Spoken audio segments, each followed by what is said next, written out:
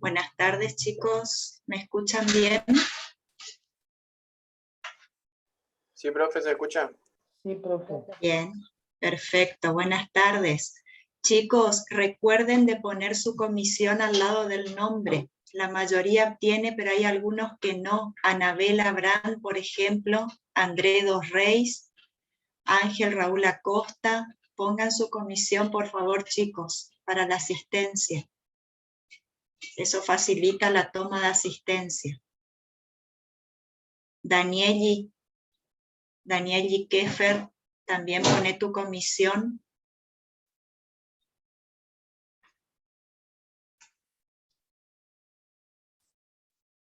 Estoy controlando. Liz, así está, esta comisión y está grupo, bien. Luca Towet, también pone tu comisión.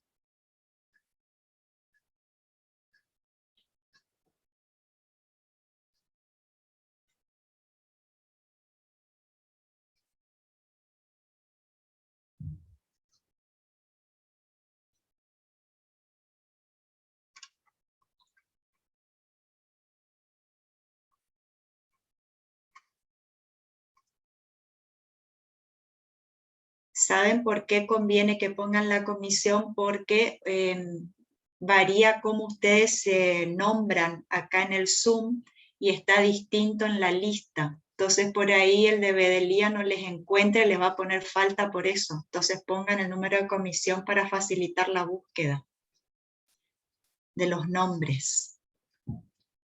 Bien, bueno, chicos, hoy tenemos que hablar sobre biomarcadores y enzimas séricas. ¿Vieron el material que les dejé, la guía? Había una actividad para hacer. ¿La pudieron hacer a la actividad?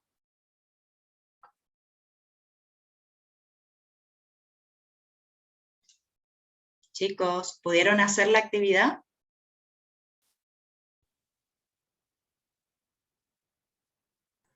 Sí, profe. Bueno, eso vamos, ahora lo que vamos a hacer es, yo les voy a compartir pantalla y les voy a dar una introducción del tema y después vamos a ir hablando sobre las respuestas de las actividades que hicieron. Vamos a ir haciendo la puesta en común, a ver qué era lo que había que responder en cada punto, ¿sí? De esa manera vamos a ir procediendo. Bueno. Voy a compartir pantalla, cualquier duda me preguntan, ¿sí? Si quieren que vuelva a repetir algo, también me dicen.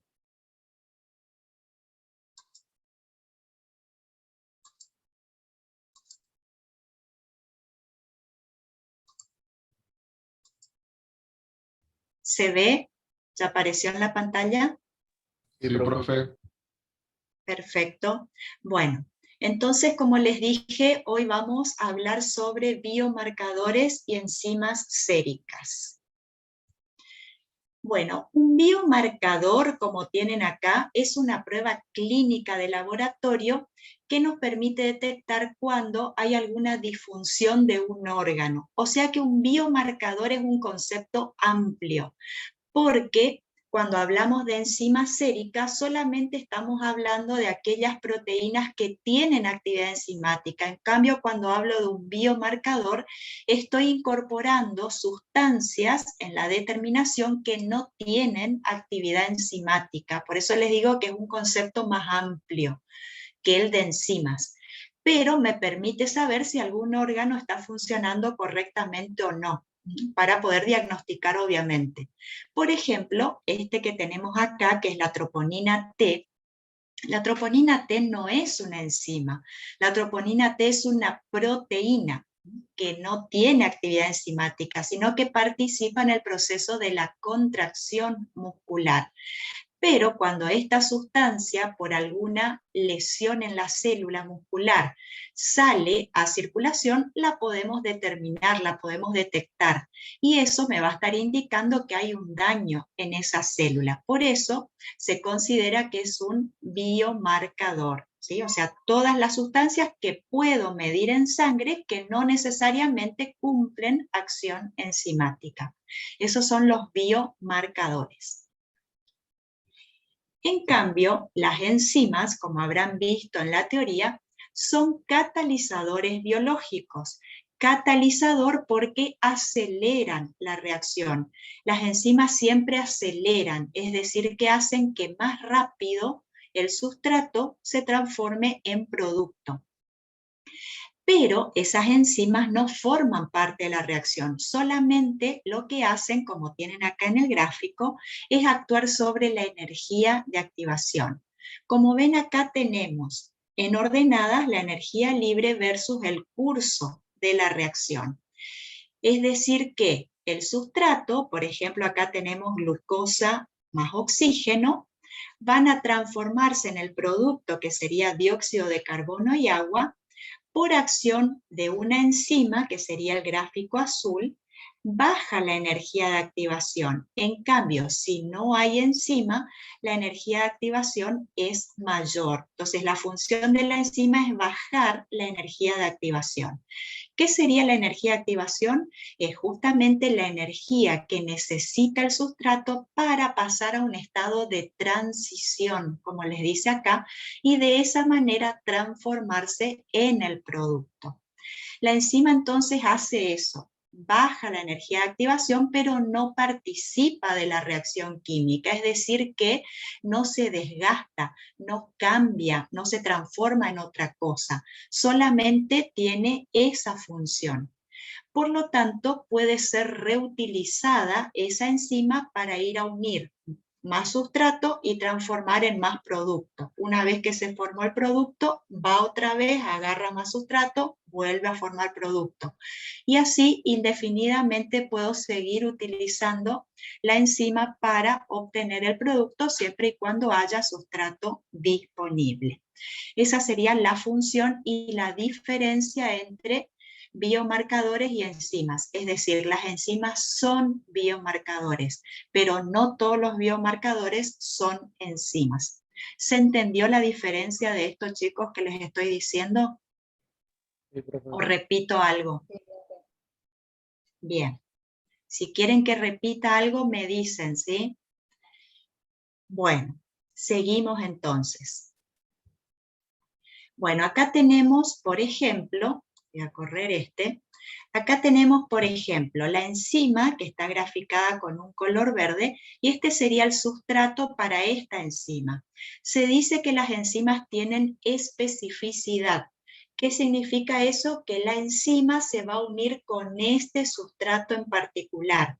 Es decir, que tiene una configuración química específica para reconocer a este sustrato, que hace que se unan perfectamente. Entonces, al unirse con el sustrato, va a bajar esa energía de activación para que rápidamente ese sustrato pase en un estado de transición y se transforme en los productos, que puede ser un producto, 2, 3, eso depende de lo que reaccione al principio. Y acá vemos cómo se transformó en el producto, se desprende el producto y esta enzima quedó tal cual estaba originalmente, así que va a ser reutilizada para ir a captar más sustrato y así seguir obteniendo más producto. Pero lo que nos toca ver a nosotros ahora son las enzimas séricas. ¿A qué vamos a llamar enzimas séricas? A todas aquellas que se encuentran en sangre, ¿sí? Por eso es sérica, de suero. Son todas las enzimas que se encuentran en sangre. Pueden cumplir, como no, su acción en el plasma, pero están presentes ahí.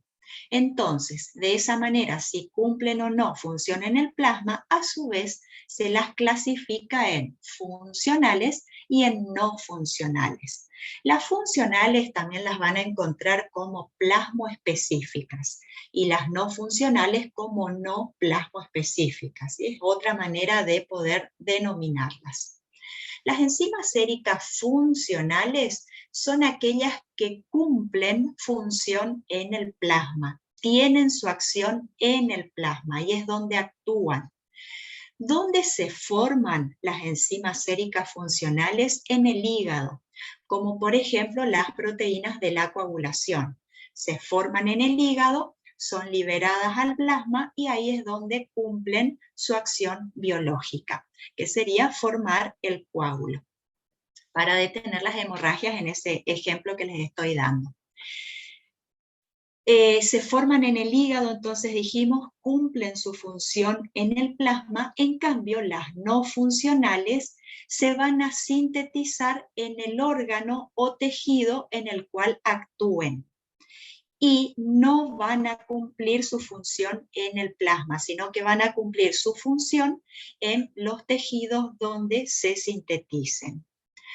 Ahora, ¿por qué tenemos no funcionales en el plasma si es que no cumplen su función en el plasma?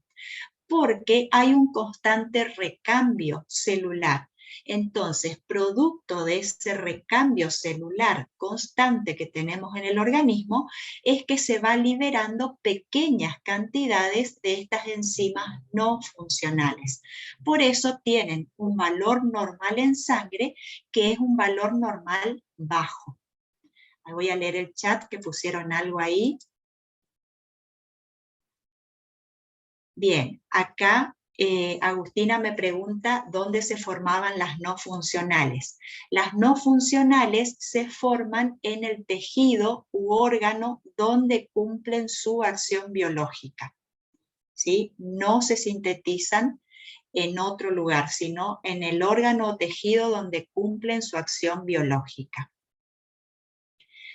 Bien, seguimos. Como las funcionales, me volvieron a poner algo en el chat, de nada Agustina. Profe, ¿y puede repetir el origen de las funcionales? Sí, las funcionales se originan en el hígado, ¿sí? Ahí es donde se sintetizan y se van liberando a plasma, que es donde cumplen su función. Muchas gracias. De nada. Bien, seguimos entonces. Las funcionales que se forman en el hígado, que cumplen su función en el plasma, como cumplen su función en el plasma, lo normal es que tengan valores normales altos, porque cumplen su función en el plasma. Por lo tanto, ¿cuándo va a tener valor clínico o importancia clínica para poder diagnosticar? Cuando disminuyen sus valores en sangre, porque lo normal es que tengan valores elevados. En cambio, las no funcionales, que no cumplen su función en el plasma, teníamos valores normales bajos, producto de ese recambio celular que les dije. Por lo tanto, ¿cuándo va a tener importancia clínica una no funcional? Cuando aumenten sus valores en sangre.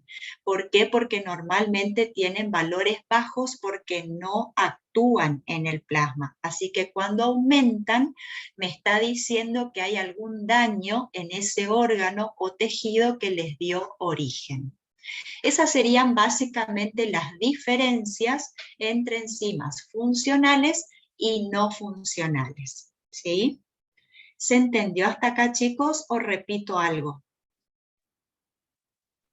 Sí, profe, se entendió.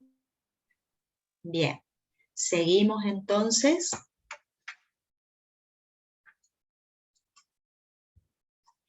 Bien, en el apunte ustedes tenían la mioglobina, ¿sí?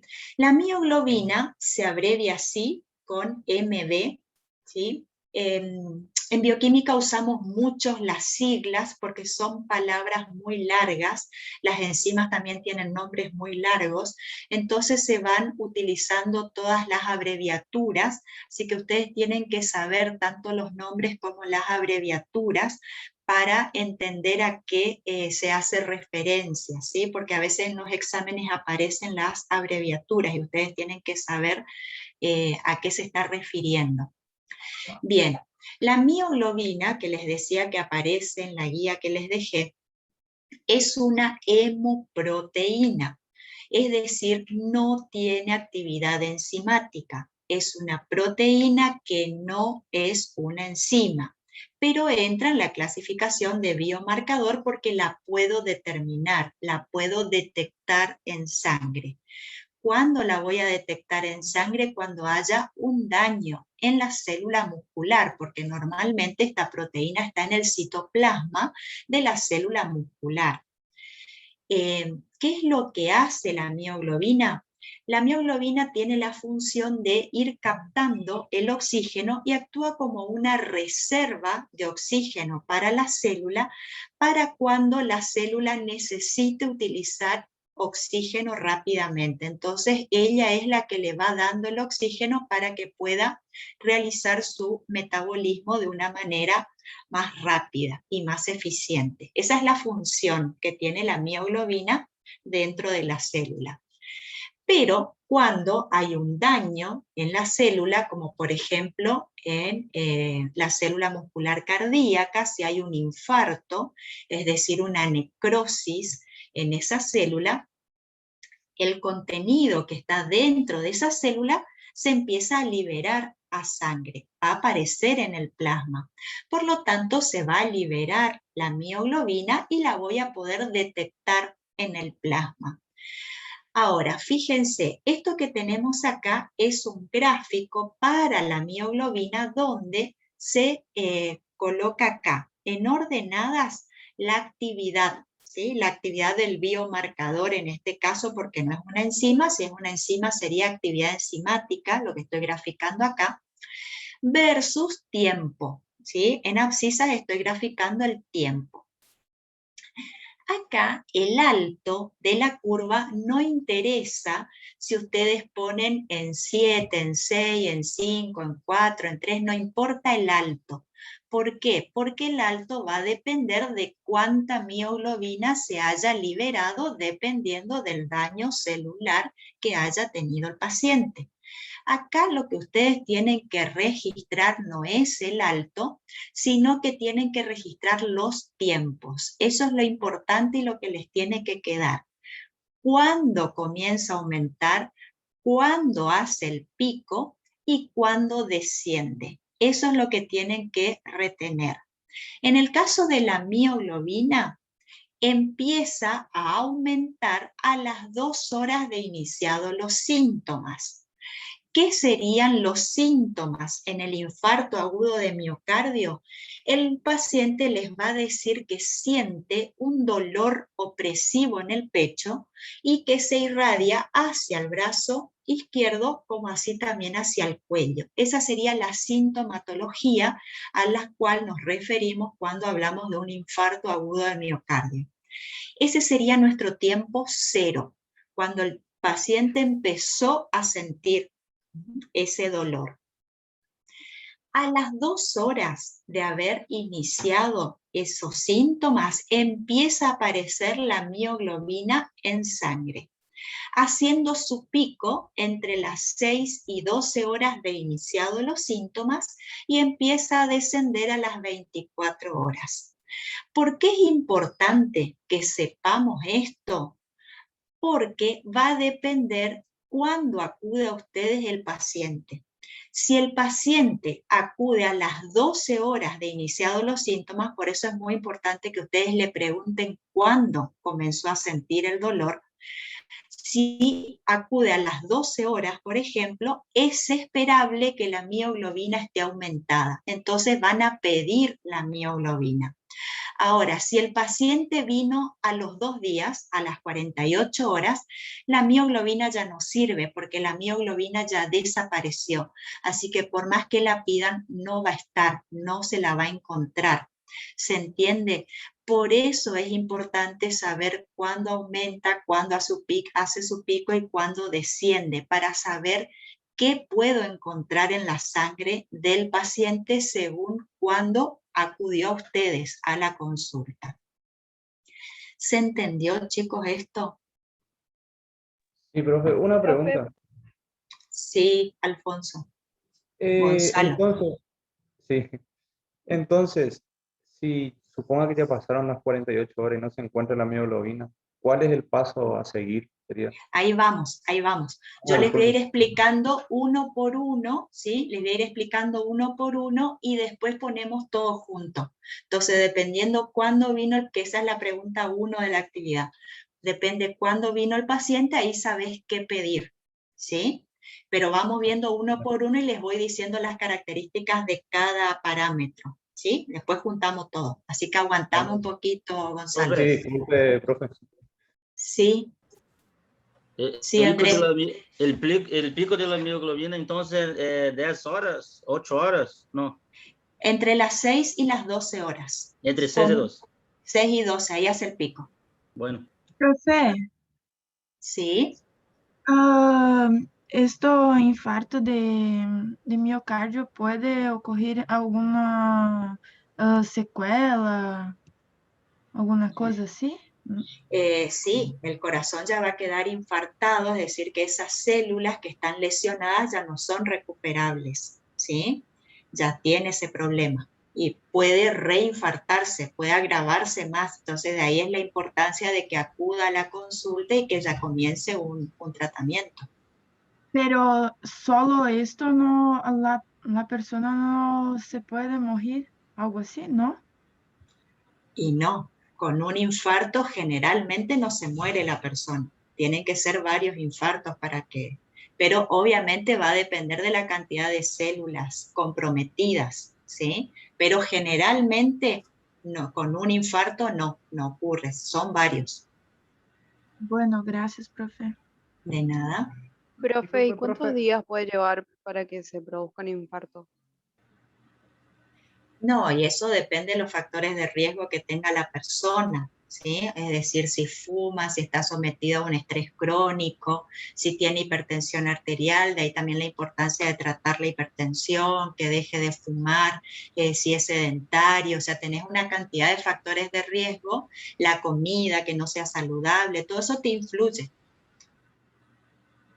Y por Así que ejemplo, si va después de tener esos síntomas a las 24 horas, ¿le haríamos igual el chequeo de las mioglobinas? Ya que ahí estarían descendidas, por así decirlo. no, ahí vas a tener otros parámetros que ya te voy a contar, que esa era la pregunta de Gonzalo, ¿sí? Yo empecé con la mioglobina porque es la primera que aparece, ¿sí? Pero ya te voy a ir contando el resto. Ah, bueno, gracias, profe. ¿Sí? ¿Alguien Profe, más quiere preguntar algo? una Sí, consulta nomás para asegurar. Entonces, la presencia de la mioglobina en la sangre va a ser desde las 2 horas después de la aparición de los síntomas hasta las 24 horas. eso, sí, Ah, muchísimas gracias. de nada, Profe, sí, e se há pessoas que sentem a dolor e se morrem, Então, ajá.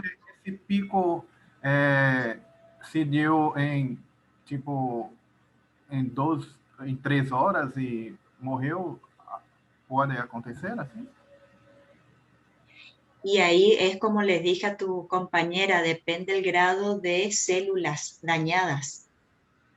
Sí, pero esa persona ya tuvo, si le pasó eso, ya tuvo que haber tenido otro problema de base. Dale, profe. ¿Alguien más? ¿Está bien, Fabio? Profe, ¿Alguien más? última Sí, pregunta. sí, ¿La sí, disminución de la mioglobina va de los 16 a 24 horas? sí, Ah, sí. dale, gracias. ¿Alguien más? Profe, ¿podría repetir cuáles eran los dos síntomas? Sí, los síntomas son dolor opresivo en el pecho que se irradia al brazo izquierdo y al cuello. Gracias, profe.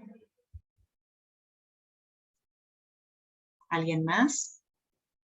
Profe, una última. Y lo normal es que no haya mioglobina en el plasma, digamos, o sea, o puede Claro, haber un... Ah, ok. Eso, listo. o sea, va a haber un poquito del producto del recambio celular, como te decía, pero es mínimo, ¿sí? Casi nada. Gracias.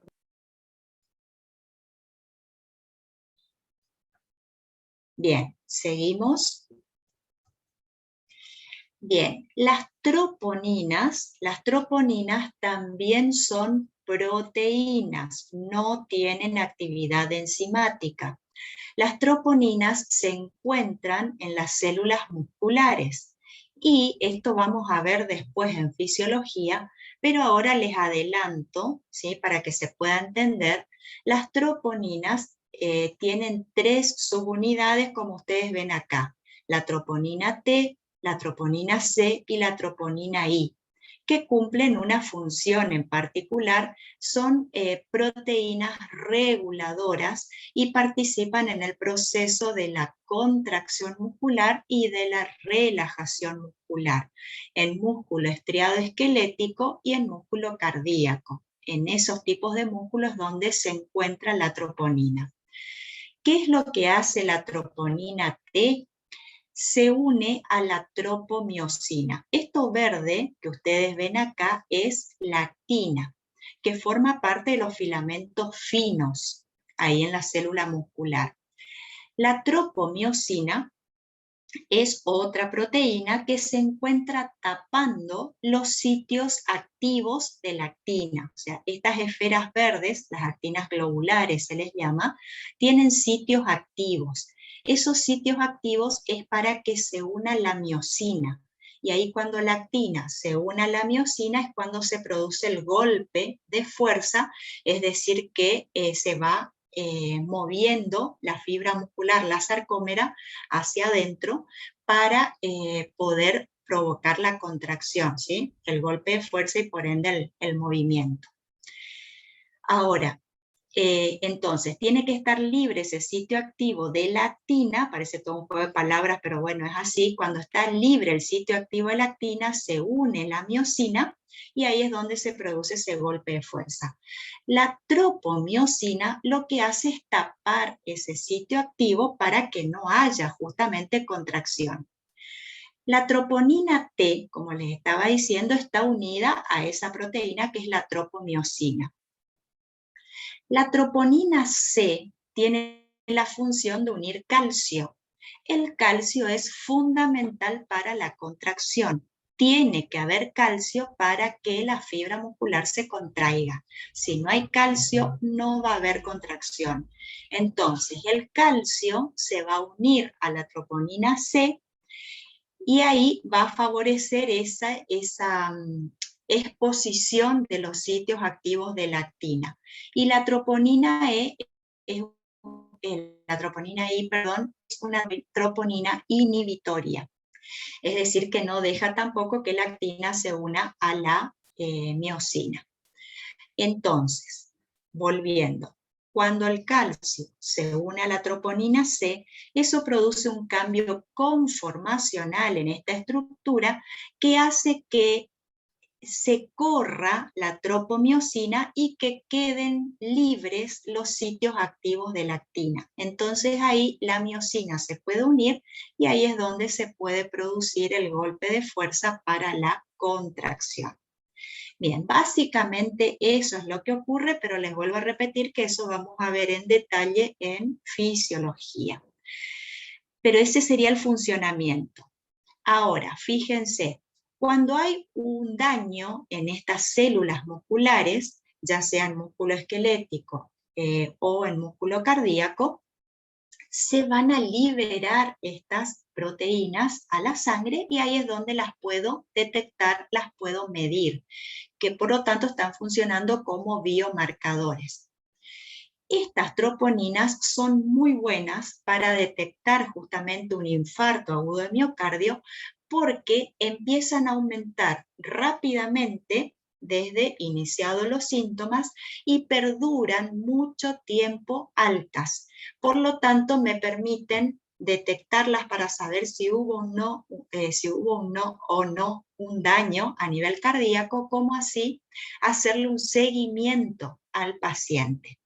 Esa es la utilidad que tienen y por eso son muy buenos biomarcadores.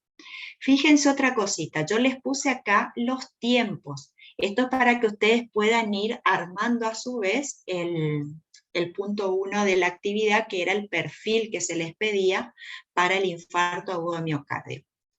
La troponina I empieza a aumentar a las 4 horas de iniciados los síntomas.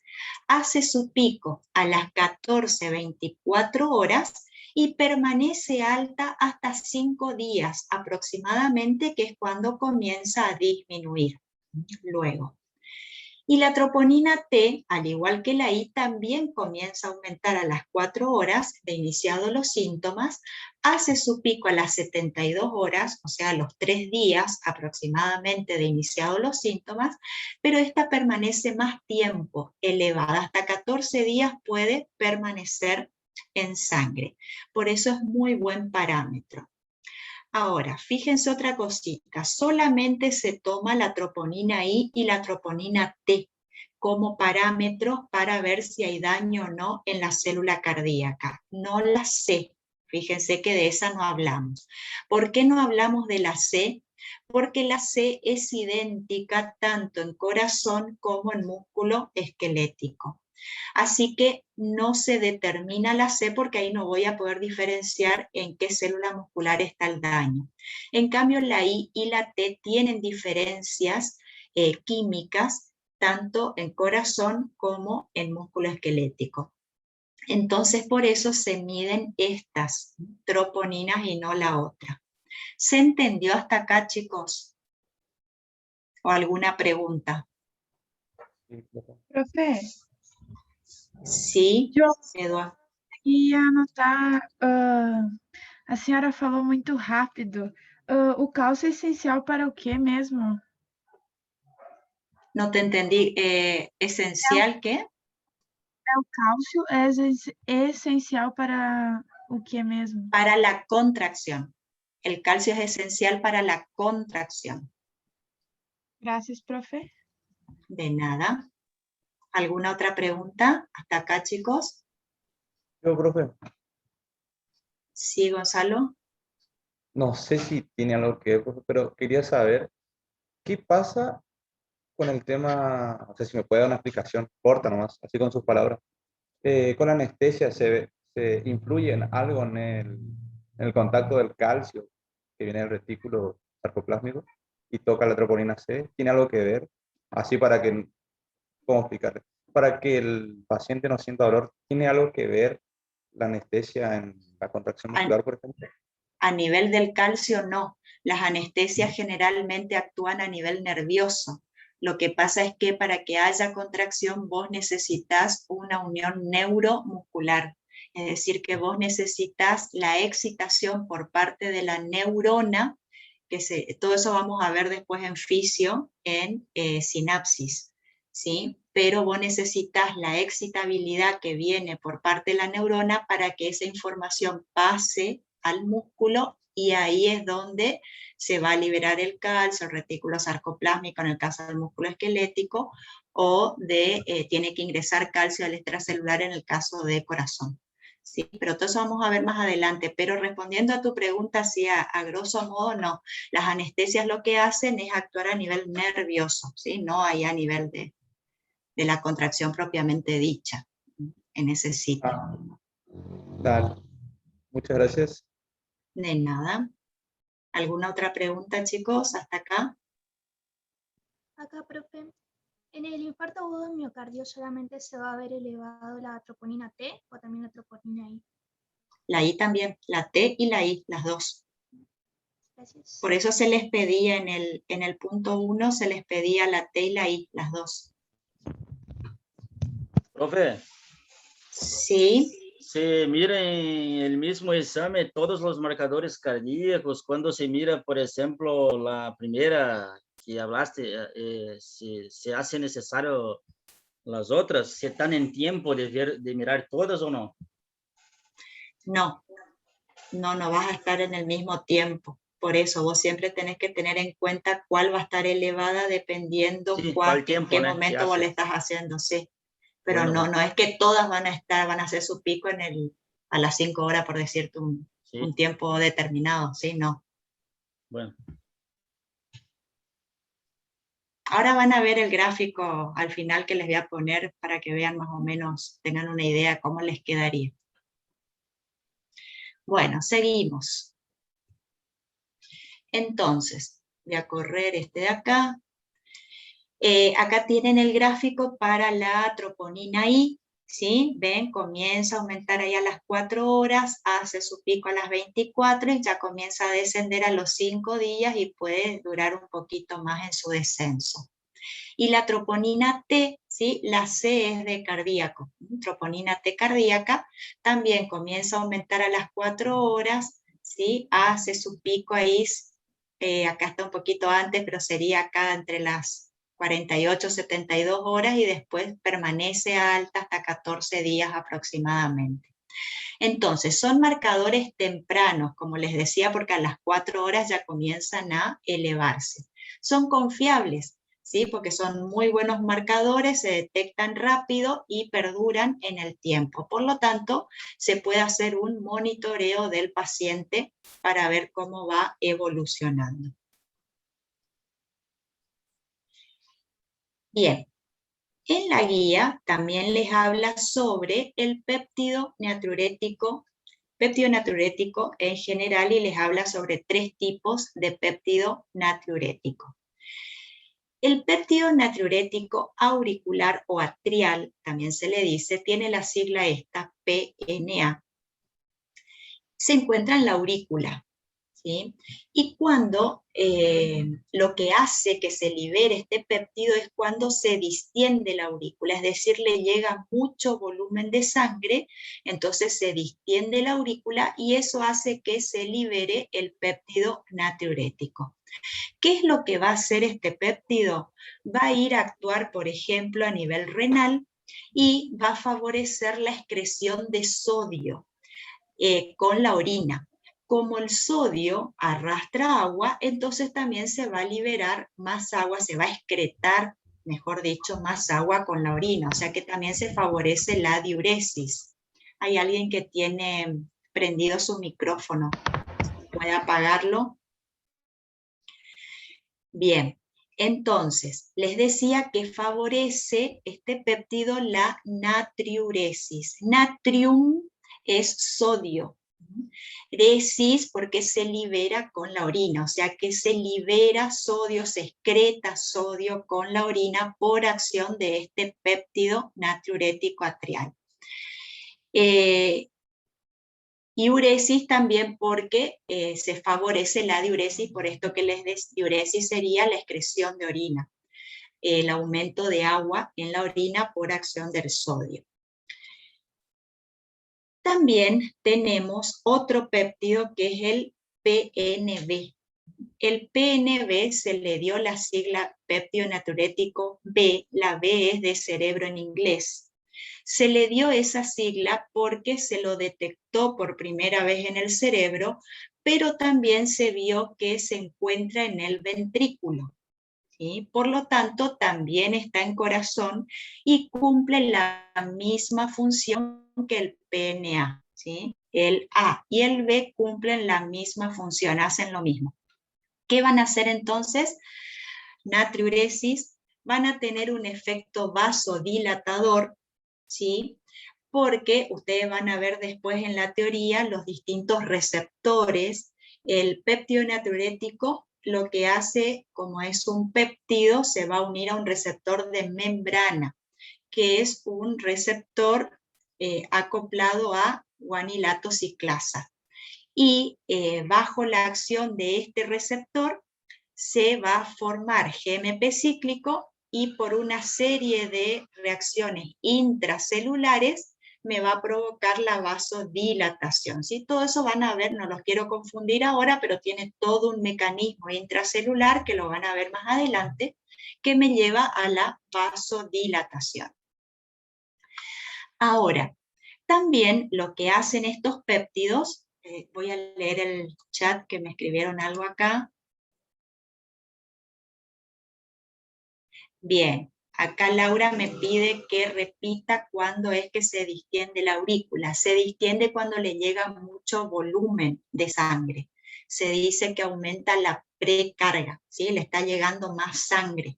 Entonces ahí se distiende y se libera el péptido natriurético. Y va a hacer estos efectos que les estoy diciendo. Otra cosa que hace es inhibir al sistema renina-angiotensina-aldosterona. Esto también vamos a ver más adelante en fisiología. Ahora les adelanto para que se entienda que este sistema actúa regulando la presión arterial. Lo que hace este sistema es aumentar la presión arterial. Entonces, este péptido va a tener el efecto contrario, es decir, disminuir la presión arterial. Va a hacer que se libere, se excrete más agua con la orina y va a disminuir la presión arterial. Va a hacer los efectos contrarios a este sistema, que hay todas unas sustancias implicadas haciendo el efecto contrario para bajar la presión. Y también actúa sobre el sistema simpático, disminuyendo su acción también para bajar la presión arterial. Este otro péptido, que también está dentro de los péptidos natriuréticos, el PNC, es péptido natriurético tipo C. Este también se encuentra en corazón, está en las células endoteliales y también está en las células endoteliales del riñón, del corazón, del pulmón, está en las venas. Entonces se vio que no se sabe bien su función a nivel renal. Lo que sí se sabe del PNC es que actúa más a nivel venoso, ¿sí? Ahí es donde más acción tiene. ¿Qué es lo que hace? Hace que disminuya el retorno venoso. El retorno venoso es la cantidad de sangre que va a llegar a la aurícula por las venas. Entonces hace que disminuya esa cantidad de sangre de manera tal que no llegue mucha sangre a la aurícula y por ende al ventrículo. Entonces de esta manera no se van a liberar ni el PNA ni el PNB. Sería como una retroalimentación negativa.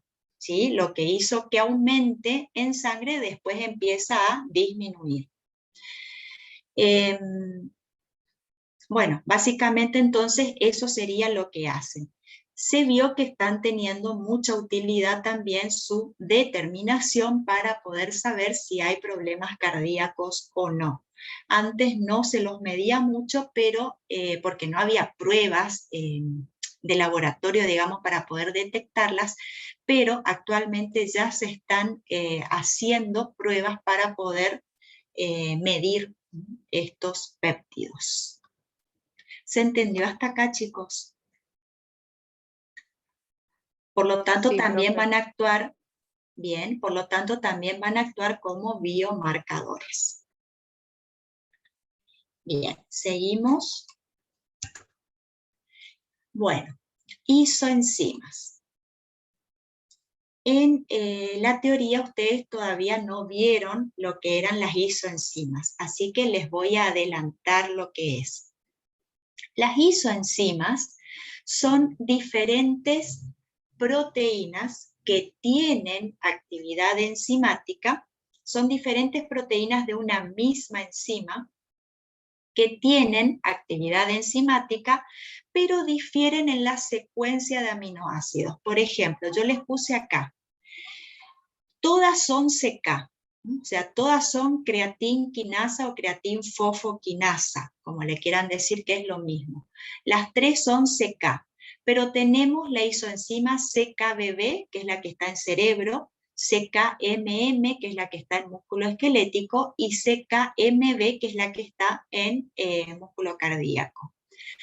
Son enzimas que catalizan la misma reacción química, pero tienen diferencias en las secuencias de aminoácidos, por lo tanto en su estructura primaria. Ahí es donde hay algunas diferencias. Van a ser codificadas por diferentes genes, eso es lo que hace que tengan una secuencia distinta, pero catalizan la misma reacción. Como tienen una secuencia leve, diferente, eso va a hacer que tengan diferentes propiedades físicas y químicas, como por ejemplo, diferente punto isoeléctrico, diferente especificidad diferente parámetro cinético como el KM. Es decir, que algunas de ellas van a tener mayor afinidad por el sustrato, otras tendrán menor afinidad por el sustrato, ¿sí? Esas leves diferencias que hace a la función. Y esto permite a su vez que haya ajustes metabólicos, dependiendo de la necesidad que tenga cada tejido. ¿Sí? ¿Se entendió hasta acá, chicos? Sí, profe. Bien, esas serían las isoenzimas, ¿sí? ¿Puede repetir el concepto de isoenzima, por favor? Sí, las isoenzimas son proteínas que difieren en la secuencia de aminoácidos. Son codificadas por distintos genes, pero catalizan la misma reacción química, con diferente afinidad por el sustrato.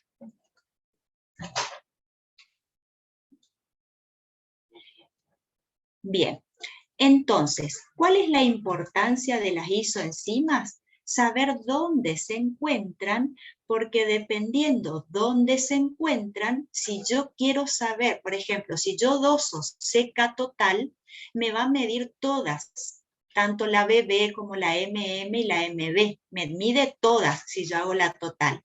Pero si yo quiero saber si la lesión está en corazón, no me conviene hacer una CK total, me conviene hacer una CKMB, me conviene hacer la isoenzima porque esta es específica de corazón. Entonces, para eso sirven las isoenzimas. Cuando tengo varias, saco o determino específicamente aquella que me interesa para saber, para poder asociar directamente con el órgano o tejido que me está interesando saber en el paciente. Bueno, fíjense, también en el apunte les habla sobre la LDH. La LDH es la lactato deshidrogenasa. Dependiendo del libro, a veces le pone LDH, a veces les pone LD, pero es lo mismo. Esta también tiene varias isoenzimas, como ven acá en el cuadro, ¿sí? De la 1 a la 5. Esta enzima tiene 4 subunidades, que son subunidades H y subunidades M. Dependiendo cómo se van asociando estas subunidades, es el tipo de isoenzima que existe, digamos. Por ejemplo, si se asocian 4 subunidades H, es la LDH1. Si se asocian 3H con una M, es la LDH2. Y así, dependiendo la asociación de estas subunidades, es el tipo de isoenzima de esta enzima, de la LDH. Y, por ejemplo, la LDH1 se encuentra tanto en corazón como en los glóbulos rojos. Es decir que si yo estoy queriendo saber si el paciente tiene un infarto de miocardio, le voy a medir la LDH1, ¿sí? Puedo medir esa isoenzima en particular. Puedo medir la total y puedo medir la isoenzima, ¿sí? Me conviene hacer la isoenzima porque va a ser más específica. Ahora, si yo estoy queriendo medir la LDH1, como también están los glóbulos rojos, la muestra no tiene que estar hemolizada. ¿Qué significa hemolizada? Que se rompieron los glóbulos rojos, ¿sí? O sea que eso no puede ocurrir porque si eso pasa, como esta LDH es una enzima citoplasmática, se destruye el glóbulo rojo, va a salir, ¿sí? Del glóbulo rojo.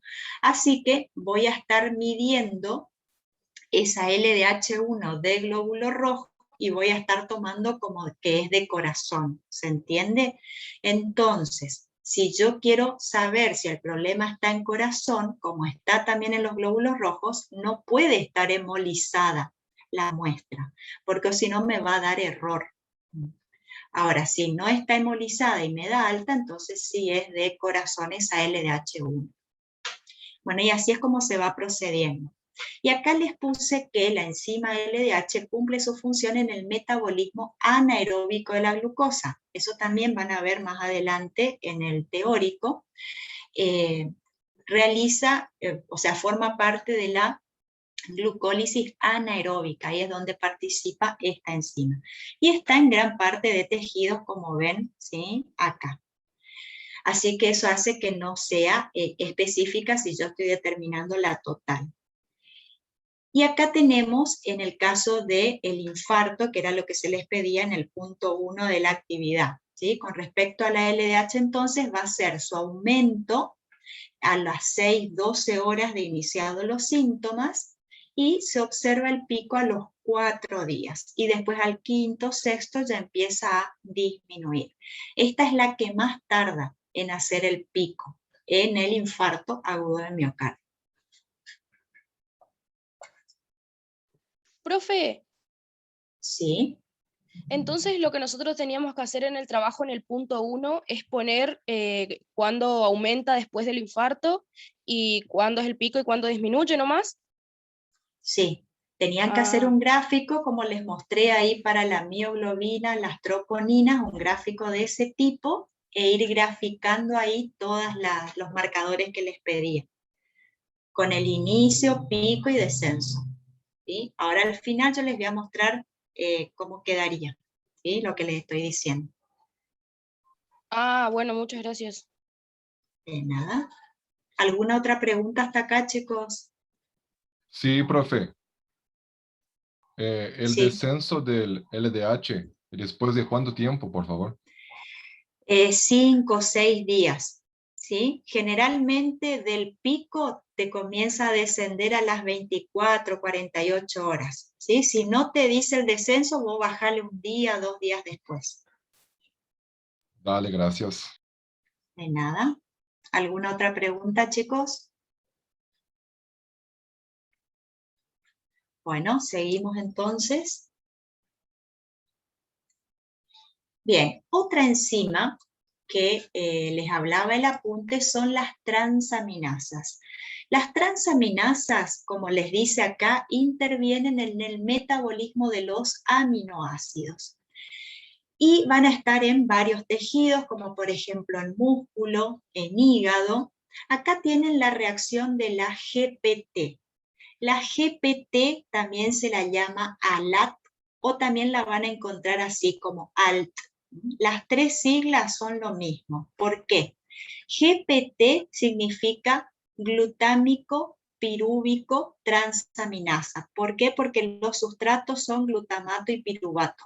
¿Sí? Entonces, por eso, glutámico pirúvico transaminasa, porque la reacción es una transaminación.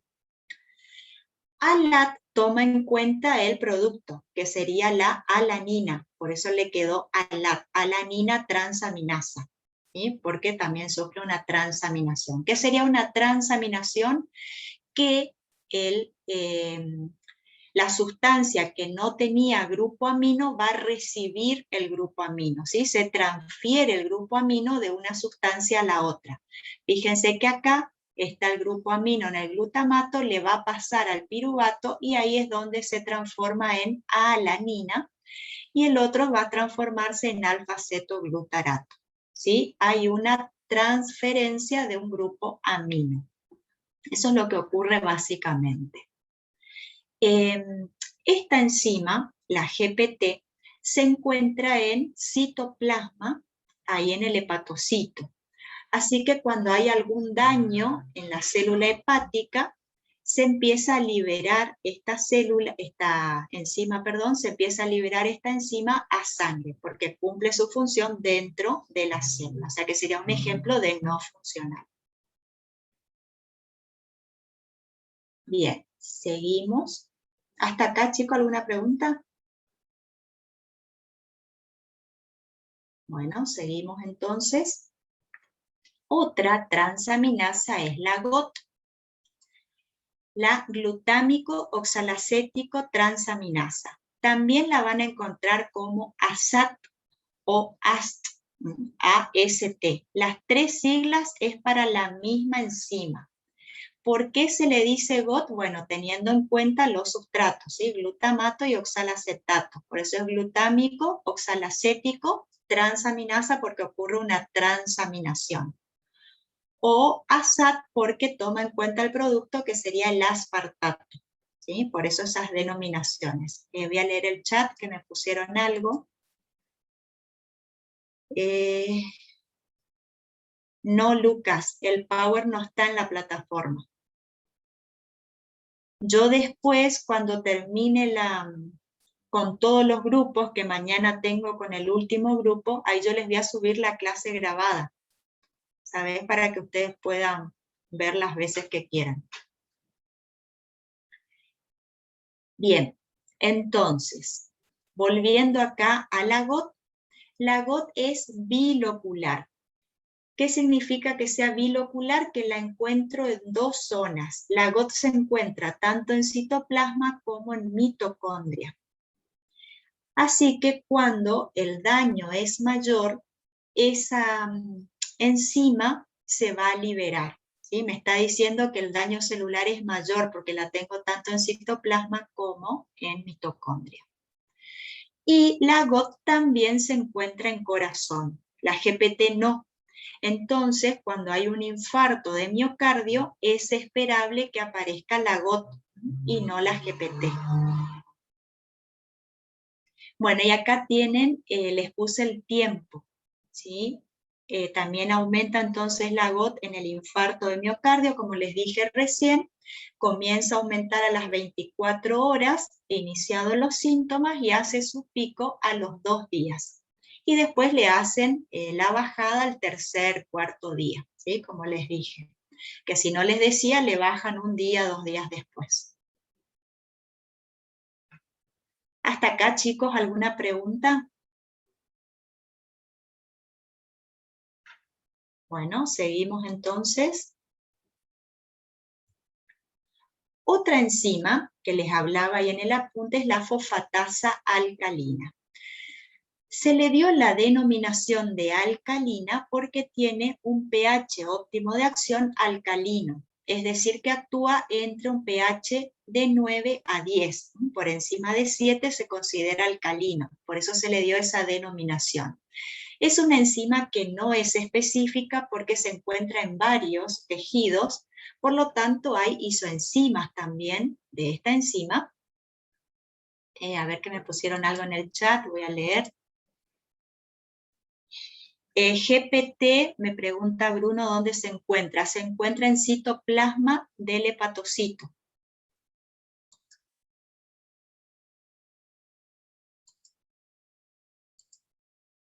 De nada, Bruno.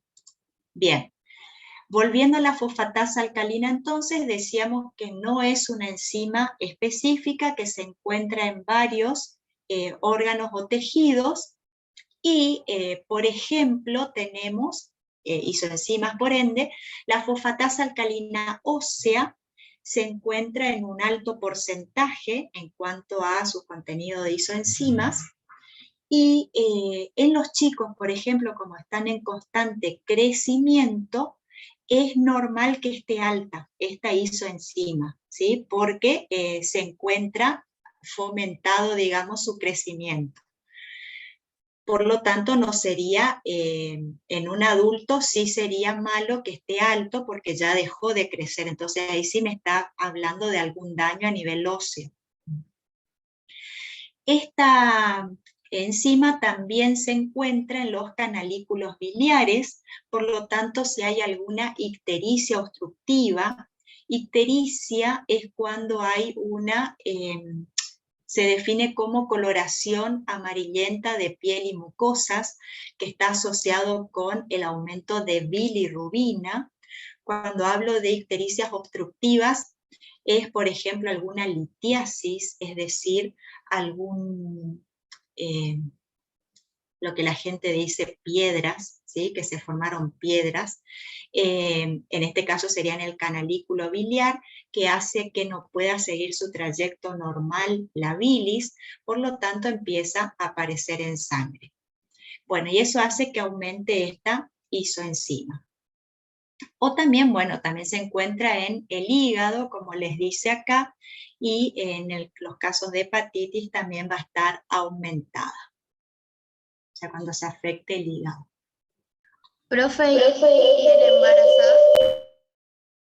Uy, de nuevo. ¿Cómo? ¿Cómo? ¿Cómo? ¿Cómo? ¿Cómo? ¿Cómo? ¿Cómo? ¿Cómo? ¿Cómo? ¿Cómo? ¿Cómo? ¿Cómo? ¿Cómo? ¿Cómo? ¿Cómo? ¿Cómo? ¿Cómo? ¿Cómo? En embarazadas también se produce que está alto. Sí, sí, también. Sí, porque hay varias isoenzimas.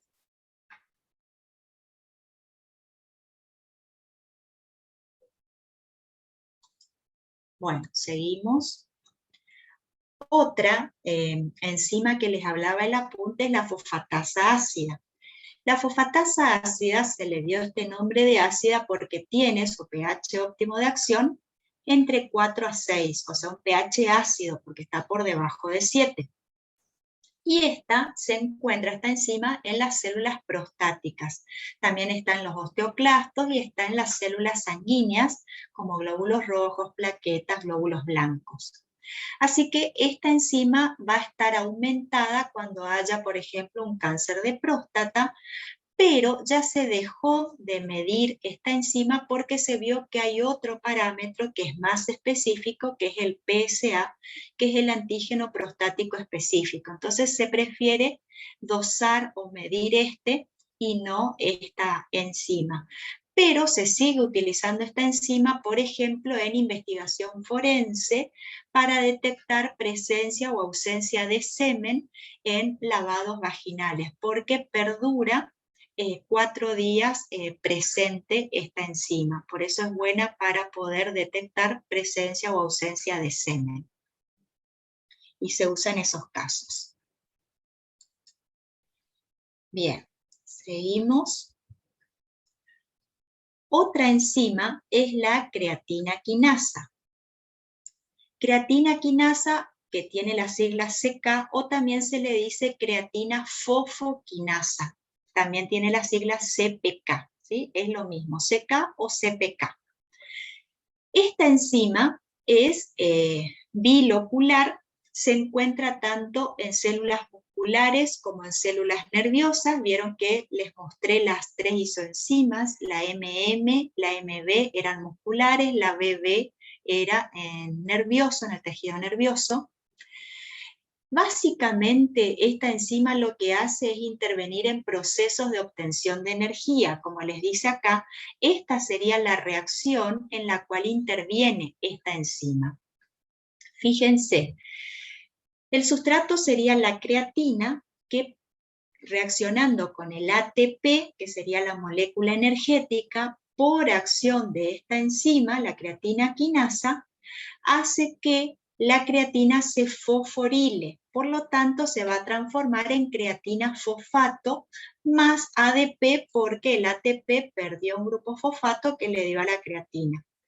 Esta, la creatina fosfato, es la forma que tiene la célula de ir almacenando la energía. Es decir, que cuando la célula necesite obtener rápidamente la energía, la va a ir sacando de acá, de la creatina fosfato.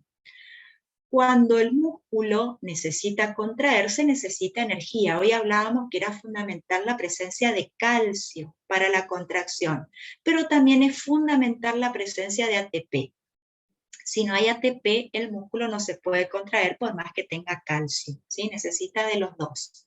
Entonces, cuando empieza el metabolismo muscular que necesita contraerse, empieza a aumentar ese dióxido de carbono, eso hace que se me acidifique la célula, por lo tanto me va a bajar el pH, y eso hace que se invierta la reacción, por lo tanto la creatina fosfato se va a volver a transformar en creatina, y el ADP se va a transformar en ATP. Entonces ahí voy a tener la energía necesaria para la contracción.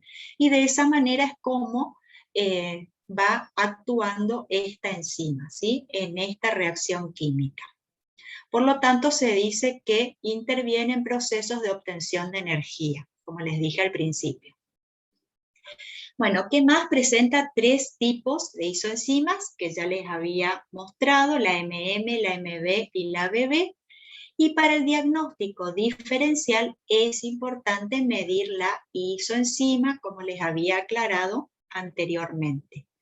En el caso del infarto agudo de miocardio, que era la pregunta que se les hacía en el punto 1 de la actividad, se les pedía tanto la CK total como la CK-MB que la grafiquen.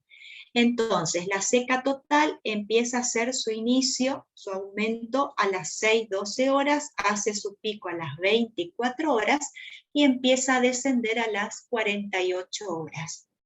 Y la seca MB, que sería la isoenzima y que es más específica de corazón, empieza a aumentar a las 2 horas, hace su pico a las 6-12 horas y empieza a descender a las 24 horas. ¿Sí? Eso es lo que había que graficar. Hasta acá, chicos, ¿alguna pregunta? ¿O algo que repita? Una pregunta para estar segura. Los 3 tipos de isoenzima entonces era el MM, MB y CK. Y BB. Ah, gracias. Tenés CK, MM, CK, MB, CK, BB. Todas son CK. ¿Alguna otra pregunta? No, Bien, sí. ¿Sí? no, profe, dije no. Ah, Disculpe. no, no es nada. Bueno, seguimos entonces. Bueno, así les quedaría entonces, chicos, ¿sí? Lo que les había dicho, que después les mostraba todas juntas. Esto era lo que tenían que hacer en el punto 1. Un gráfico donde figure la actividad, ya sea de la enzima o del biomarcador, versus tiempo. Les dije que no importaba el alto donde ponían, ¿sí? Lo importante era saber los tiempos. Entonces, bueno, acá por ejemplo tienen la mioglobina, ¿sí? Que era la primera que aumentaba. Fíjense las troponinas que comenzaban a aumentar a las 4 horas, la troponina I que hacía su pico a las 24 horas, permanecía alta unos 5 días, después empezaba a bajar. En cambio la troponina T, que permanecía más tiempo, aumentada, hasta 14 días, y así es como tenían que ir ubicando en el gráfico. Vieron la LDH que dijimos que era la última que hacía su pico. Les tiene que quedar algo así, ¿sí? Esto es para saber, dependiendo de iniciado el dolor, cuando cae el paciente a la consulta, qué es lo que tienen que pedir, ¿sí? Esa sería la utilidad. Y a esto es lo que se llama mapa enzimático o perfil enzimático. ¿Qué sería un mapa enzimático? Es la descripción de un órgano en términos de su contenido enzimático. ¿Sí? Esa es la definición de mapa enzimático. Cómo yo puedo estudiar un órgano o un tejido en función de las enzimas o biomarcadores que tiene. ¿Sí? Bien. Ahora, ¿por qué les puse este gráfico? Les puse esto porque tienen que prestar atención qué es lo que se les pide.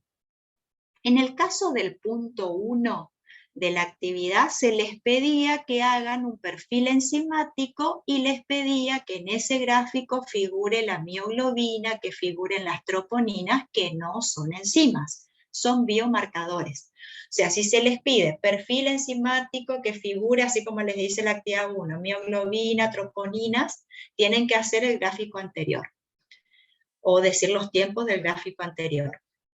Pero si se les pide solo perfil enzimático, no les aclara biomarcadores o no les pide que figure la mioglobina, la troponina, tienen que hacer esto, ¿sí? Solo las enzimas.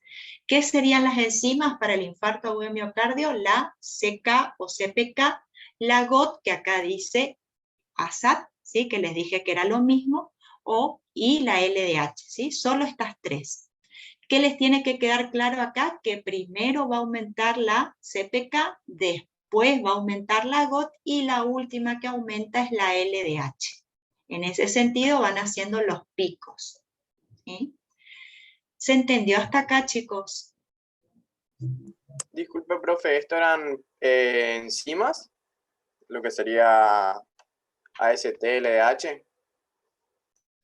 Sí. ¿Qué pasa con eso, Gastón? Era para completar mi cuadrito nomás. Para completar mi cuadro. Sí, así Profe, es. una consulta. Con el tema de la LDH, ¿aumenta la LH en total o solamente la isoenzima que es la LH1? Podés hacer las dos, ¿sí? Esta está para la total, pero podés medir la isoenzima si querés, nada más que ahí hay que hacer una corrida electroforética. ¿Y eso qué sería? Disculpe. Esta es la total, la que está acá es la total. No, sí, pero ¿qué hace referencia a la corrida? Perdón.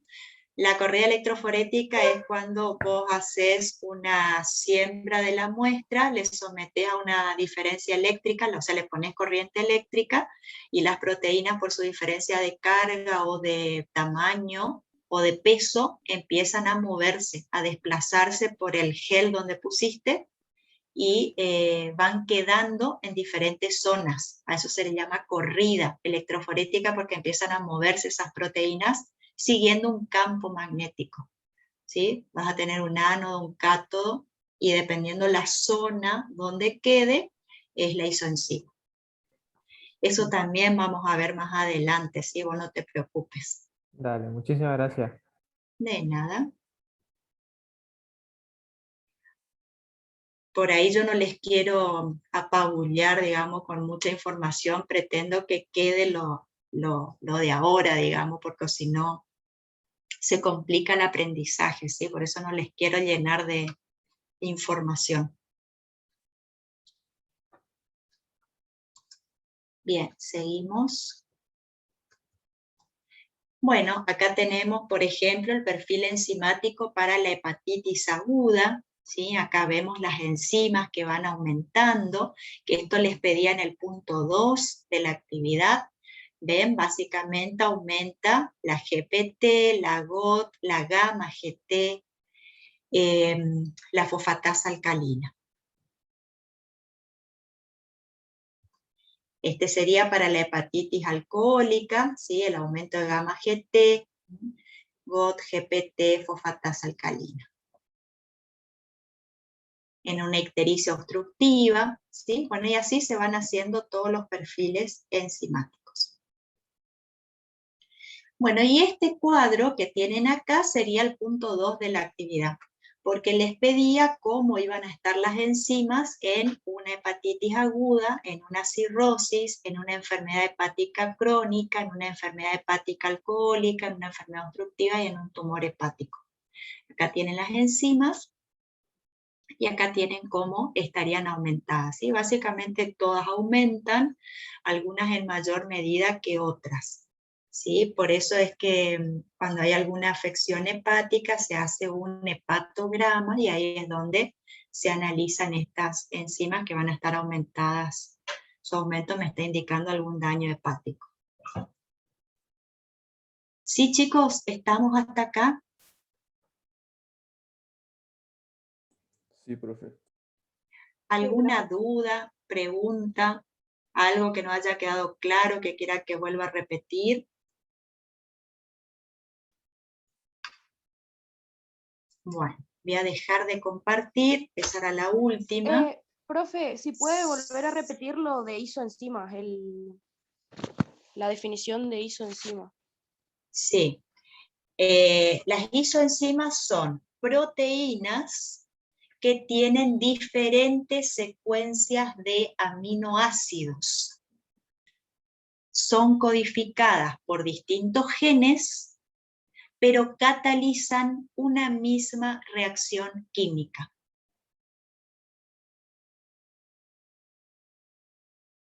Se ubican en diferentes órganos o tejidos y van a tener diferentes propiedades físicas y químicas. O sea, profe, que las isoenzimas cumplen una reacción similar, pero su estructura diferente. Claro, cambia en la secuencia de algunos aminoácidos, ¿sí? Esa secuencia distinta de aminoácidos hace que tengan diferente afinidad por el sustrato, pero todas van a unirse al mismo sustrato.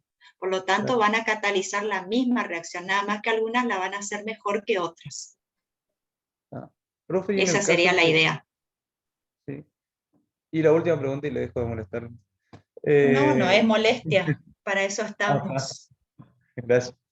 En el caso, suponga que las isoenzimas que nombró Se te cortó, Gonzalo. Una alteración y sean todas iguales.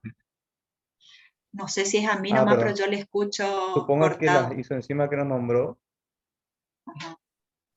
¿se, Las isoenzimas se que nombró, escucha hasta ahí te bien ahí escuché. o no? Por ahí, de Me ratos. dice A ver, con Walter. internet inestable. Sí. Hola, ahí está. Sí, Gonzalo, dale. Dale. Suponga que las isoenzimas que nos nombró sufren una alteración, sea lo que sea, van a poder seguir cumpliendo con su función, No, si están alteradas, no. como que se desnaturalizan. No, entonces no. Ah, Sí. nada más eso. A ver, bien, acá pusieron Estamos- algo en el chat, voy a leer. ¿Cuáles eran los biomarcadores que no son enzimas? Me pregunta Anabela.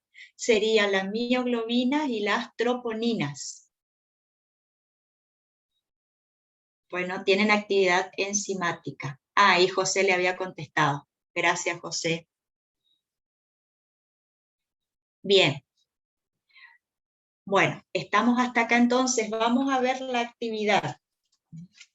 Vamos a ir respondiendo a ver qué contestaron y ahí vamos haciendo la puesta en común. Bueno, el punto 1 de la actividad les pedía el perfil enzimático para el infarto agudo de miocardio, que fue lo que ya les mostré, ya hablamos. ¿Quedó alguna duda con respecto a eso? Ya lo vimos, así que pasamos. El punto 2 es el cuadro que les mostré recién, así que también van a tener subida la grabación, así que ahí también pueden volver a revisar. Vamos a las preguntas directamente. Dice, ¿qué entiende por enzimas séricas? ¿Cómo definirían enzimas séricas? Son aquellas que Podría se encuentran ser en la que, sangre. claro, sería la parte funcional del plasma, digamos. Bien. Funcional y no funcional.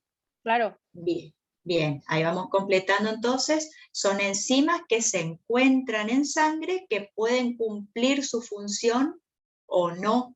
Si cumplen su función en el plasma son funcionales, si no cumplen su función en plasma son no funcionales. ¿Cuál es su origen? Les pregunta. ¿Las funcionales dónde se originaban? En En el hígado. Bien, ¿y las no funcionales? En el órgano o tejido en el que Dependiendo del actúen. tejido donde actúen. Muy bien. ¿Por qué se encuentran en circulación? ¿Por qué se encontraban las funcionales en circulación? Porque son plaquetas y sirven para detener algún... No, las plaquetas no son enzimas, las plaquetas son células. ¿Sí? Porque es Por el medio ejemplo, las donde van a proteínas de funcionar. coagulación. A ver, que hablaron los dos juntos. Función específica en el plasma. Bien, porque Por ejemplo, cumplen las su proteínas de función. coagulación. Bien, porque cumplen su función específica en el plasma, como las proteínas de la coagulación. Bien, ¿y las no funcionales, por qué estaban en el plasma? En pocas cantidades porque podría haber un recambio celular. Bien, muy bien, ¿sí? Por eso estaban en pocas cantidades. Ahora les pregunto, que les dije hoy, a ver si les quedó. ¿Cuándo tenía importancia clínica las enzimas funcionales? Cuando hay algún Cuando sus fallo en un valores órgano. estaban disminuidos. Cuando estaban bajos, valores bajos. Cuando bajan, muy bien. ¿Y las no funcionales? Cuando sus Son valores Tienen altos. valores altos. Cuando aumentan. Bueno, muy bien. Eso es lo que les tiene que ir quedando. La 2. ¿Cómo influye el peso molecular y la localización intracelular de una enzima que se encuentra aumentada en plasma? ¿Y ahí qué les parece?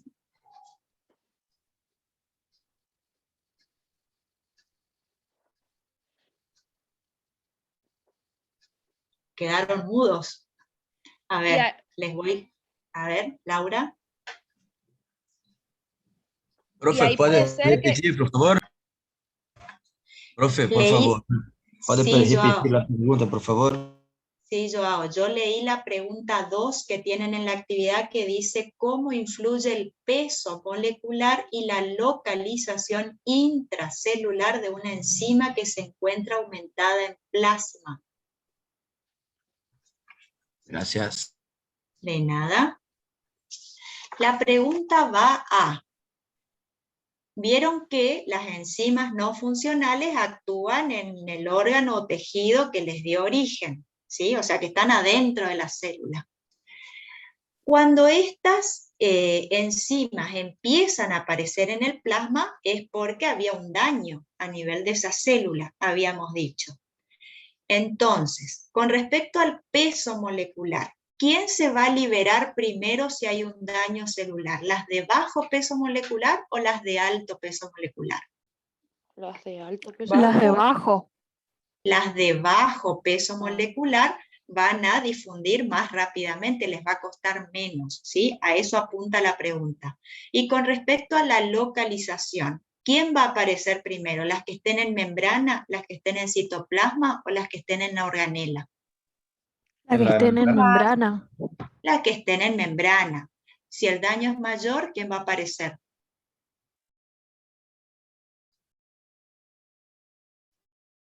Citoplasma. Claro, membrana, citoplasma. ¿Y si es más grave todavía?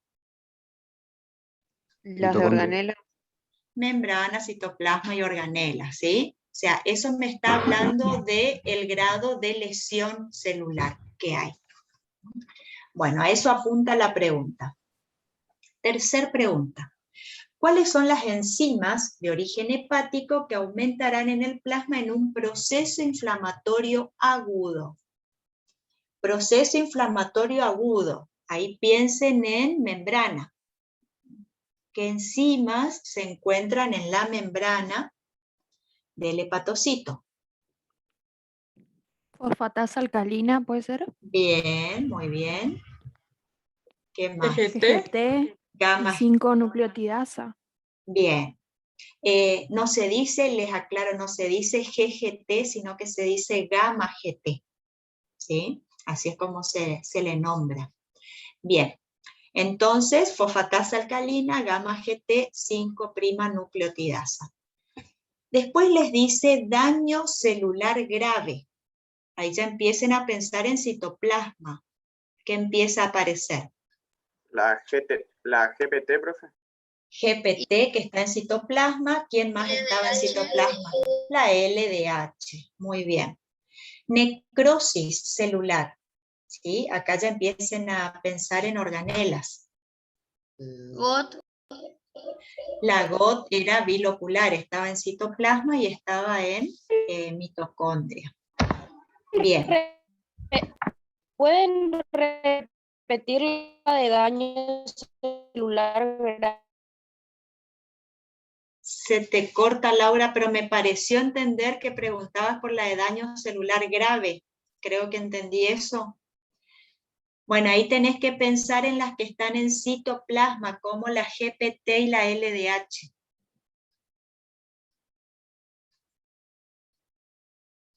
Bien. La 4 dice, ¿qué importancia tiene la interpretación de sus variaciones la vida media de una enzima sérica? ¿Qué sería la vida media de una enzima? El tiempo que dura activa la enzima. Exacto, muy bien, Xiomara. El tiempo que dura activa una enzima. Bueno, no hay problema, Ricardo. Bueno, entonces, ¿qué importancia tiene conocer la vida media? Para el diagnóstico de enfermedades. Exacto, sí, para poder diagnosticar las enfermedades y hacer la asociación con los órganos o tejidos donde se encuentren esas enzimas. Bien, la 5 dice, ¿qué es una enzima órgano específica?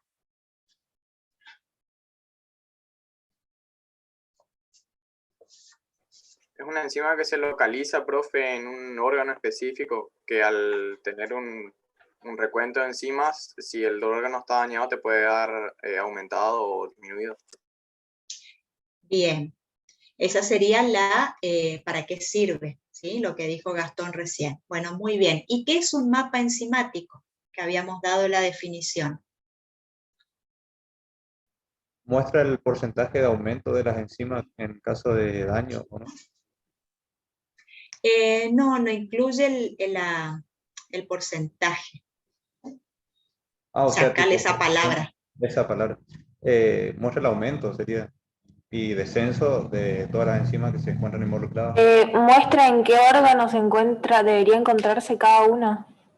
Bien, muy bien. Bueno, está bien lo que dijeron Gonzalo y Jimena, ¿sí? Los dos dijeron de diferente forma.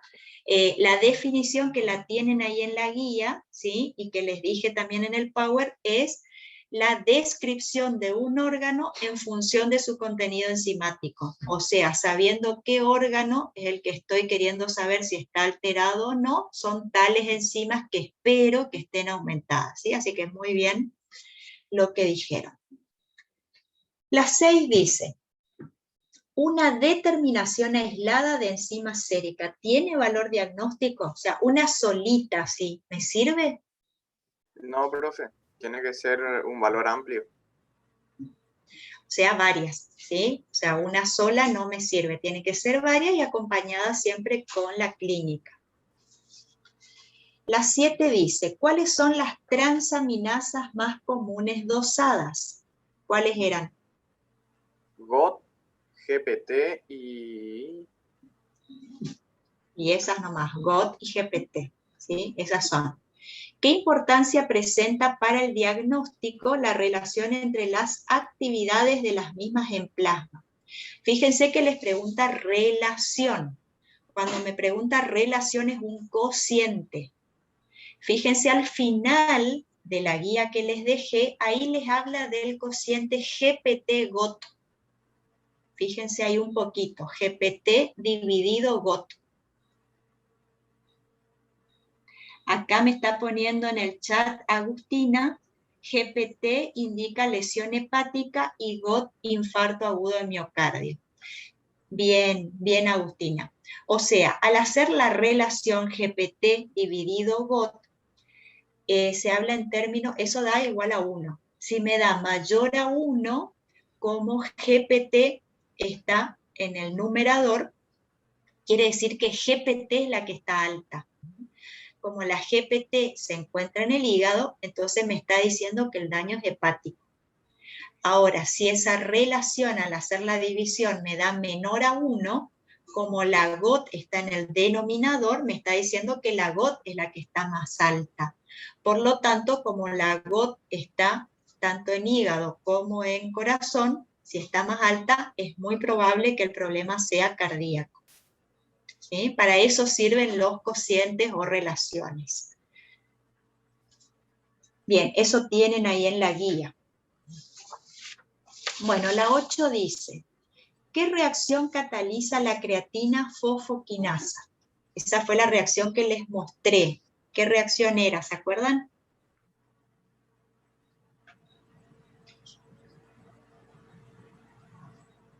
Creatina más ATP. Bien. Actuaba la enzima y ¿qué te daba como producto? Obtención de energía. O sea, el grupo fosfato, creatina fosfato. O sea, la creatina se fosforila, quiere decir que adquiere un grupo fosfato y se transformaba en creatina fosfato más ADP, ¿sí? Porque el ATP perdió ese grupo fosfato. Bueno, esa es la reacción que les pregunta. Después les dice, ¿cuántas isoenzimas conoce? También dijimos, ¿cuántas eran? 3, profe. Eran 3. ¿Se acuerdan cuáles? CKDB, CKMM y CKMB. Muy bien. ¿En qué se diferencian? Les pregunta. en el lugar en donde se encuentran, profe. En el órgano sería. Bien. ¿Qué otra diferencia?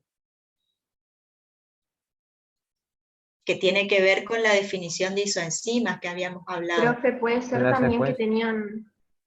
tienen diferentes propiedades físicas Bien, distintas y sí, también parámetros cinéticos diferentes. bien. Y diferentes secuencias de aminoácidos también que habían dicho ahí. Bien, perfecto. ¿En qué órgano predominan? La MM, ¿dónde estaba? En el músculo esquelético, MB En el en el, corazón, en el y miocardio, BB en el miocardio. en el cerebro. y BB cerebro. Muy bien, perfecto. Bueno, ¿alguna duda de todo lo que hablamos hasta acá? No, profe. Bien, pasamos a los casos clínicos entonces. Vamos al caso clínico número 1. Leo, dice, una mujer de 22 años de edad fue ingresada en el hospital por presentar náuseas, vómitos, fiebre y dolor abdominal. Expresó que se encontraba bien hasta 3 días antes de su hospitalización, cuando se presentaron los síntomas en forma repentina. La paciente confesó que ingería habitualmente grandes cantidades de alcohol y que durante las 2 semanas precedentes había bebido más de lo usual. Además, informó que su novio había sido hospitalizado recientemente por hepatitis. Se sospechó hepatitis aguda infecciosa. Sin embargo, el examen físico de la paciente no puso de manifiesto ictericia. ¿Recuerdan qué era la ictericia que les dije hace un rato? El color Coloración amarillento en la amarillenta. Coloración piel. amarillenta en la piel. Coloración amarillenta de piel y mucosas, y estaba asociado ¿a qué? Al aumento de bilirrubina. Bilirrubina. Bien, muy bien. Bueno, no tenía ictericia, eso es lo que nos dice acá. Y la muestra, dice, de orina era de color normal. Cuando el paciente tiene hepatitis, la orina es colúrica, se dice colúrica porque es muy pigmentada, ¿sí? Tiene un amarillo muy fuerte. Bueno, tampoco tenía, entonces eso hace ir descartando ese diagnóstico. Las pruebas de laboratorio revelaron los siguientes datos. Bilirrubina plasmática total 0,8. ¿Cómo está? Tienen ahí el valor normal al lado. Normal. Normal. GOT 35. ¿Cómo está? Alterado. Alto. GPT 30. ¿Cómo Alto. está? Alto. LDH 110. Ah, Está normal. Amilasa 900. Alto. Elevado, profe. Está muy alto, está muy elevado porque hasta 200 es lo normal. La lipasa 400 También elevado. está elevado. también está elevado. Entonces les pregunta, ¿por qué los valores obtenidos para las actividades enzimáticas séricas no apoyan el diagnóstico inicial de hepatitis infecciosa aguda? ¿Por qué descartamos la hepatitis? Por conta da bilirrubina, profe? Porque la bilirrubina está normal. ¿Qué más? No presentava icterícia? Bien. ¿Qué más? Orina normal. Orina normal. Bien. Porque La los B. valores elevados de amilasa y lipasa son enzimas del páncreas. Exacto, muy bien. O sea que me hace pensar en otra afección y no hepática. ¿Por qué la elevación de la amilasa sérica sugiere diagnóstico alternativo de pancreatitis aguda? Está relacionado con lo que dijo Xiomara recién. Porque a amilasa é uma enzima própria da cabeça do pâncreas, não? Bien.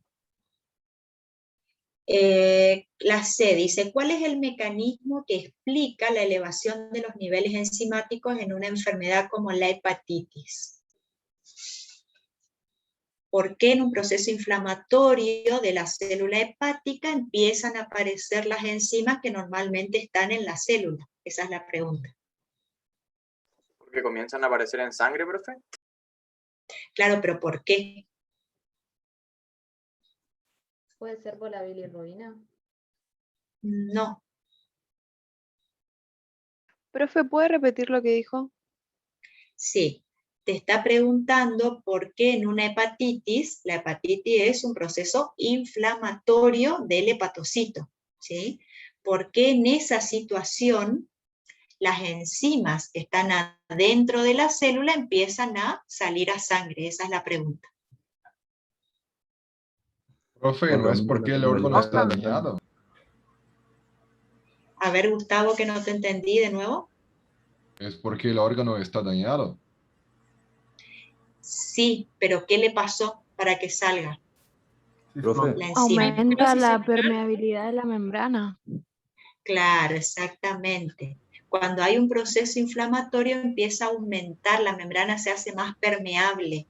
Entonces las enzimas que están en el interior celular empiezan a salir y por eso es que las podemos detectar en sangre. ¿Sí? Eso es lo que ocurre. La última dice, ¿de qué forma el dato correspondiente a la concentración inicial normal de bilirrubina plasmática ayuda en este caso a establecer el diagnóstico?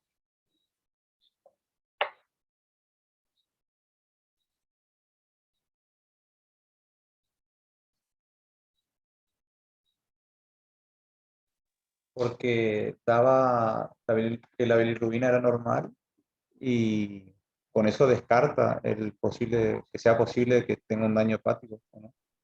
Claro, debería estar aumentada, ¿no? Si fuese Sí. una hepatitis. Bien. ¿Alguna duda de este caso, chicos? ¿O se entendió todo? ¿Se entendió, profe? Bueno, pasamos al segundo entonces. Leo, dice, un varón de mediana edad, obeso, fue conducido a un servicio de urgencia por un agente de policía que refirió que el paciente se había envuelto en un accidente de tránsito. Parecía haber sufrido un desvanecimiento y había causado un choque de automóviles. El paciente explicó que justamente antes de producirse el choque respiraba entrecortadamente y se encontraba mareado. La exploración del individuo hizo sospechar de un accidente vascular cerebral o de un infarto agudo de miocardio. El paciente fue ingresado para su observación y se extrajo una muestra de sangre para la determinación de CK. Entonces les pregunta, ¿en qué tejido puede encontrarse la CK? Eso está relacionado con las isoenzimas. ¿En qué tejidos estaba? Cerebro, corazón y hígado.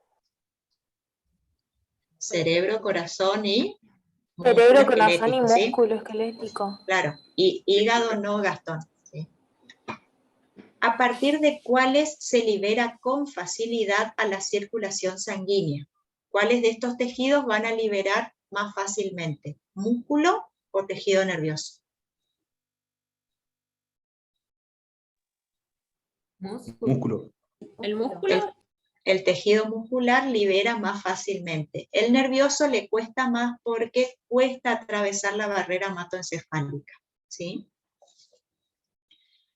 El B. ¿Debe esperarse un aumento de actividad sérica plasmática de CK tras un accidente vascular cerebral?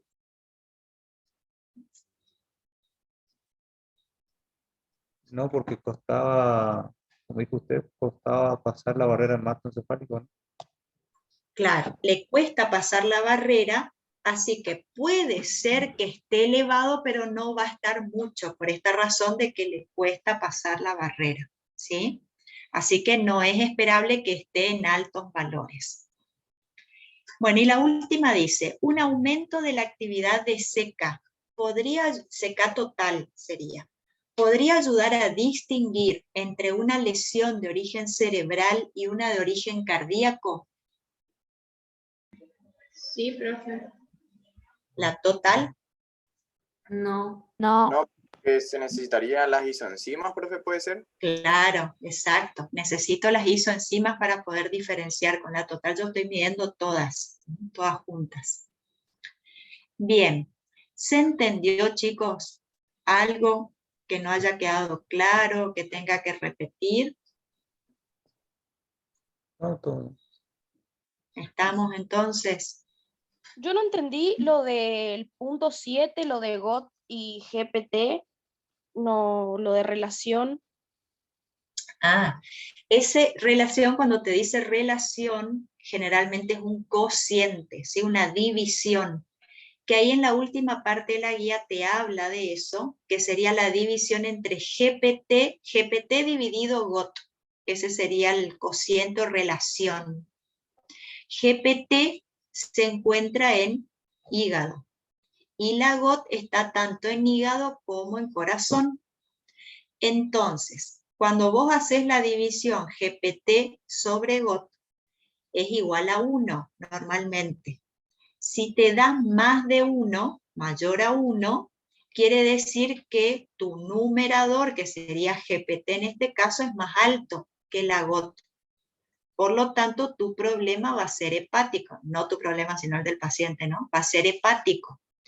Ahora, si te da menor a 1, quiere decir que el que está en el denominador, que sería GOT, está más alto, porque te está dando menor a 1. Entonces, el problema va a ser cardíaco, no hepático. Eso. ¿Se entendió? Bien, ahí entendió. ¿Algo más que no haya quedado claro?